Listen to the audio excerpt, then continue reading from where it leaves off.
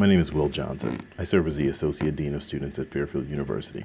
I have the privilege of working with a wide range of students, including those students who are in distress and those students who are referred to our student conduct process.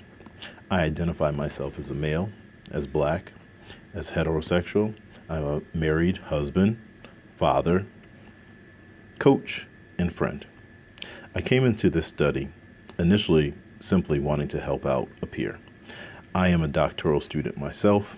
I have struggled with finding individuals to participate in my study, so I thought I could do a good thing by helping someone else out who was in a similar situation.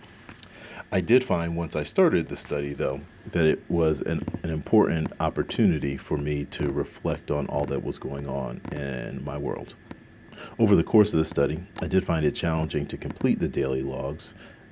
Oftentimes this was simply because I was unmotivated. Other times it was because I just didn't have the time to do so. But when I did have an opportunity to complete the logs, I found them to be a great way of unpacking all the things that were going on in my life.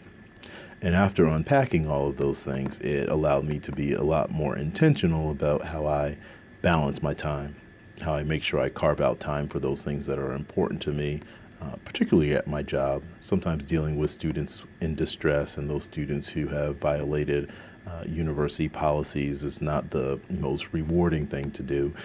So finding an opportunity to meet with some of the other students who really just need some guidance and mentoring was something that I made sure that I was able to carve in. In order to do so, I definitely had to manage my calendar and not leave that simply up to the folks at our front desk, and that I also needed to make sure that I found time to be with my family and do things outside of work, which required me to leave at a reasonable hour.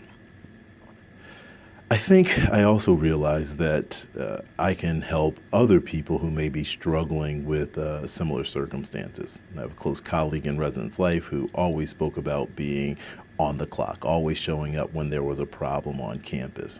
And I think I began to feel bad because of this, not because she was doing this work alone herself, but because none of us were held to the same standard. It felt in some ways she may have been being taken advantage of. One lesson that has stuck with me since participating in this study is that as much as we have responsibility for our students, it's certainly very important that we take responsibility for each other.